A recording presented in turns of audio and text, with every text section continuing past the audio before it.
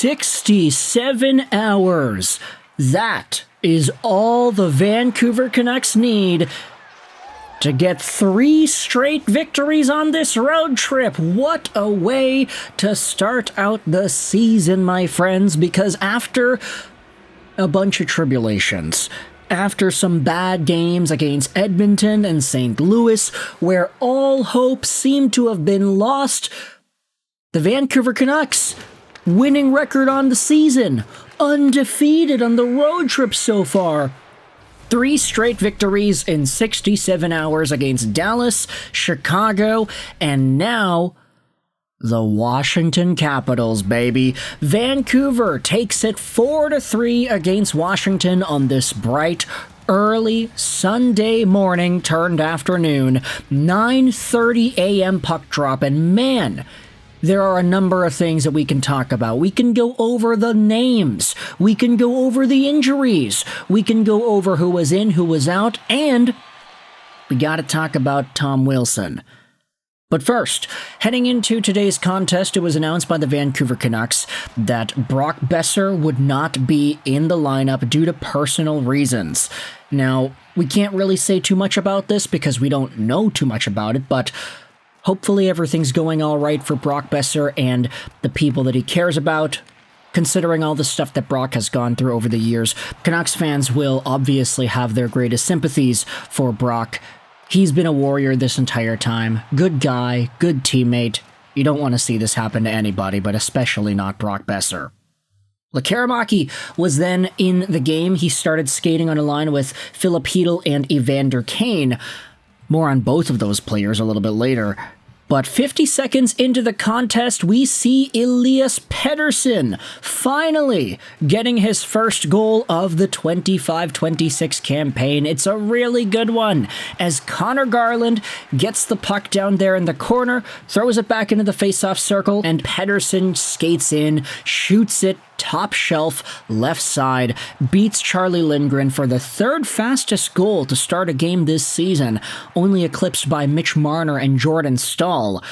Finally, EP40 gets on the board with the goal, and he's looking happy. He had a stellar game, by the way, that Pettersson. Between the shot blocks, the dynamism, the dekes, the goal, he's starting to feel himself more.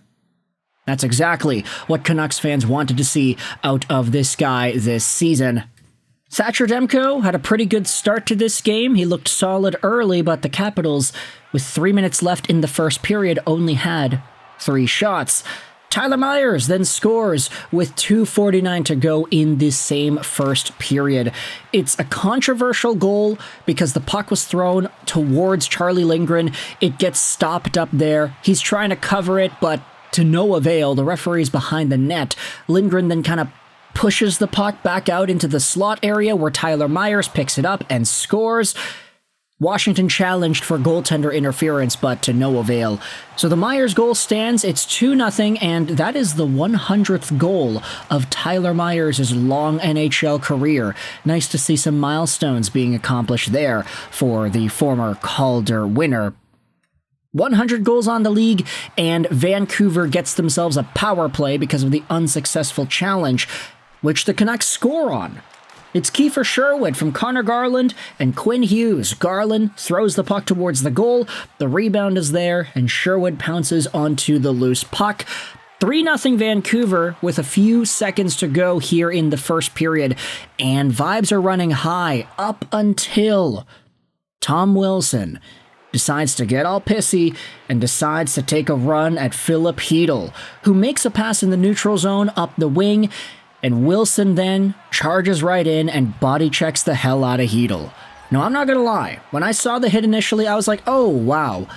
It's a late hit, a little late, but I'm not gonna say it's like the dirtiest hit out there. I thought it was honestly kind of clean in terms of the impact itself, but the timing of it was not appropriate. I thought there probably should have been an interference call somewhere, but no penalty on the play. Very unfortunate for Filip Chytil. He got taken out of the game because of this hit. Should Tom Wilson have made that hit? I don't think so. I think it was an ill-informed decision to make the hit in general. But at the same time, I do think that Filip Chytil, you gotta be aware of these things. You can't be admiring your own pass. Tom Wilson's out there on the ice. You gotta be able to identify that and keep on your toes. Say what you want about hits being legal or not, but I think Chytil also has some responsibility to be aware of his surroundings as well. You know that Tom Wilson is out there, or at least you should be. Thankfully, the hit wasn't to the head, it was just to the body, but the impact was really hard, and Chytil was then removed from the game because of it. So, of course, Canucks fans are hoping that he'll be okay.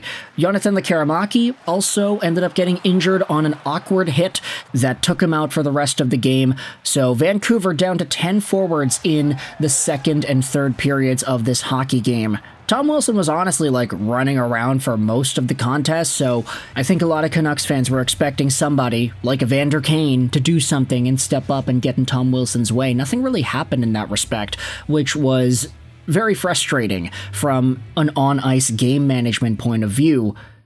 But Evander Kane, even though he didn't go out there and straight up confront Tom Wilson, what he did do was he set up a Teddy Blueger goal by kicking the puck down over to the aforementioned Blueger, who then makes no mistake in tight, and he scores on Charlie Lindgren. 4-0 Vancouver with 15 shots on goal by the Canucks.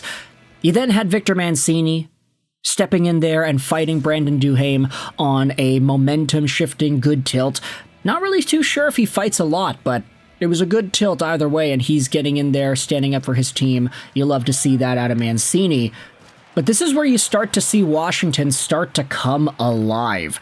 Vancouver killed off a penalty from Evander Kane, but then shortly after, Arshdeep Bains drives the goalie Charlie Lindgren and gets himself a goalie interference call there. Capitals go after Bains, which is great. That's how you stand up for your goalie. Cough, cough, Toronto. And things could have taken a pretty big turn on this kill because Drew O'Connor got himself a shorthanded breakaway, but he did get stoned by Charlie Lindgren. Ryan Leonard then scored to make it 4-1. Really nice chance on the cross crease. Demko made the save, but the second attempt was the goal there by Leonard.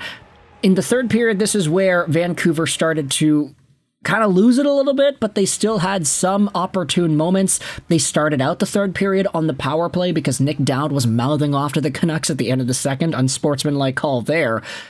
The Canucks didn't score on this man advantage, but Elias Pettersson did take one of those one-timers.